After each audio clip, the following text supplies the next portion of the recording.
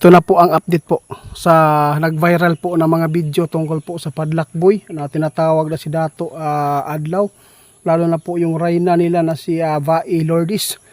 Ngayon po mayroon po tayong ipapaabot sa inyo. Nakakagulat dahil po ay natuklasan po ni kaibigan po natin Winding Linyo. Dahil po ay mayroon po daw lilitaw na mga grupong ito ay grupong ito ay demonyo. No, ang nakakaawa lang po dito, ang kanilang gagamitin na mga pangalan na grupong ito, yung nag-viral. Mag-ingat po kayo dito, guys. Baka po ay mapapahamak kayo. Huwag po kayong magbibigay kung sino man yung mga tao na naghihingi sa inyo, lalo na yung mga nasa tindahan. Kung mayroon mang pananakot po sa inyo dyan, kung pangalan po nila Dato Adlaw ang dalhin, huwag po kayong mag-atubiling pumunta sa otoridad.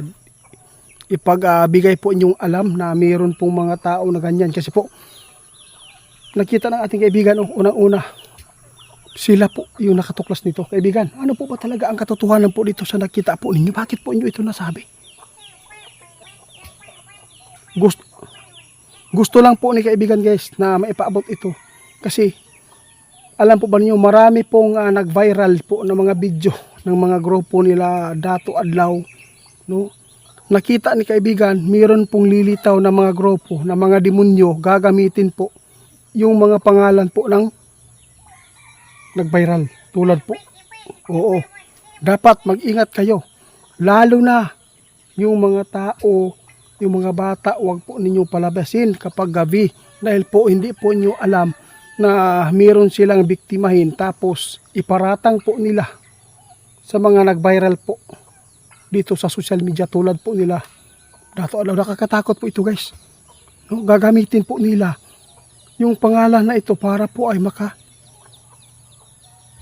sila o kwarta. Kung sino man po yung mga tao dyan na mananakot po dyan sa inyo sa mga tindahan, nasasabihin po nila mga tauhan ito ni Dato Adlaw, huwag po kayo maniniwala. Hindi po yan. Hindi po yan.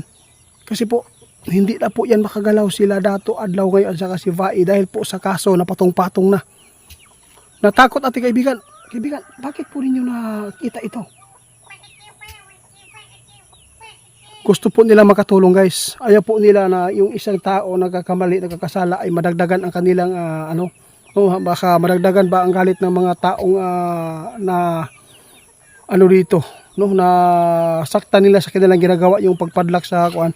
Naamog yung nakita natong kaibigan karon na naadaya mulutaw na mga grupo na mga demonyo din na sila nga tinuod nga mga kulto. Pasin og mang-agni sila diya, manghadlok sa inyo labi na yung mga motorista diyan at paggabi. Kung kayo ay hinaharang, wag po kayo hinto. Dapat po kayo ay aalis po agad diyan, diretso lang. Kasi gawin po nila yung pananakot na yan. No, ang nakakaawa dito, maiipit po yung grupong ito, sila Dato Adlaw. Nakakaawa po, kaibigan.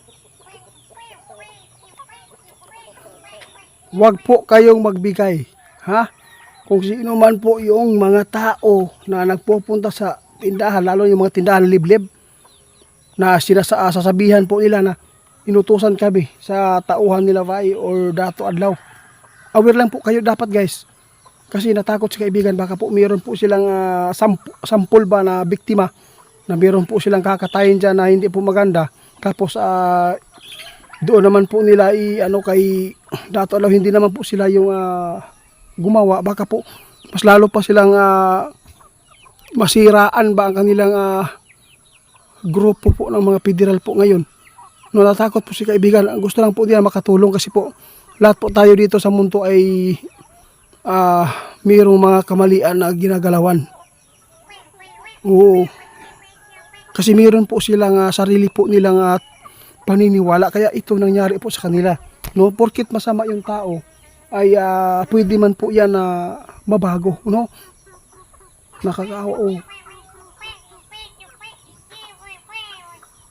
Lalo na po ngayon, guys, dapat mag-ingat kayo kasi po sobrang tuwa po daw yung mga kulto na mga demonyo na gumagawa, guys, na nag-viral itong mga video ni Dato Adlaw. No? Dahil po sa kanila ang ginagawa, napakatapang po nila na mampadlak po ang tindahan. Kay karon nakita po ng mga demonyo, mga kulto dito. Mayroon nakita sa kaibigan, nalilitaw sila na gagamitin po yung pangalan. Dapat po ay maging ano lang para may kaalaman po kayo dito. Kaya nakita ni kaibigan na mayroon pong sasakay dito at sasabay po sa mga pangluloko dito. Mas lalo lang po daw mabibigatan po yung grupo nila Dato Adlaw.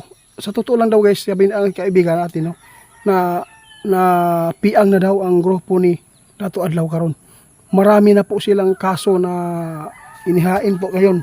Nagsapin-sapin na tulad ni Bai, lalo na po yung pang ano nila, pananakot in 72 hours lang po daw.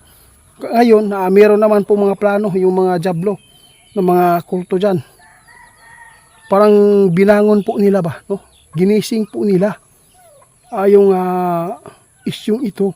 Mayroon nakaplano ng mga leader ng kulto na masama na gagamitin po daw nila yung pangalan ng nag-viral. Kaya dapat po talaga na may paabot natin pag-share to guys, baka mayroong mga tao na biktima nila dito ng mga tindahan ba na hinihingian pa nila. Tapos namamara sila ng mga motor. Huwag po kayong magbigay, diretso-diretso lang po kayo, huwag po kayong maghinto. Ito po ang nakita ni kaibigan.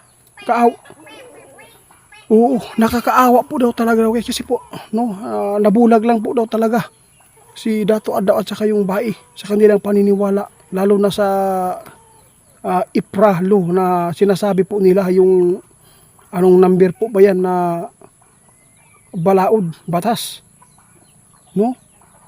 At saka yung ginamit po nila yung nadamay ba ang Ginoo diri sa ilahang grupo kay nagtuo man sila na porket marami nang umanib sa kanila ay tama na po ang kanilang ginagawa.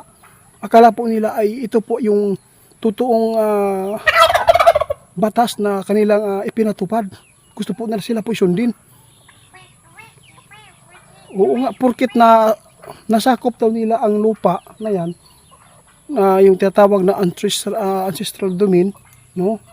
Ancestral domain na binanggit po nila.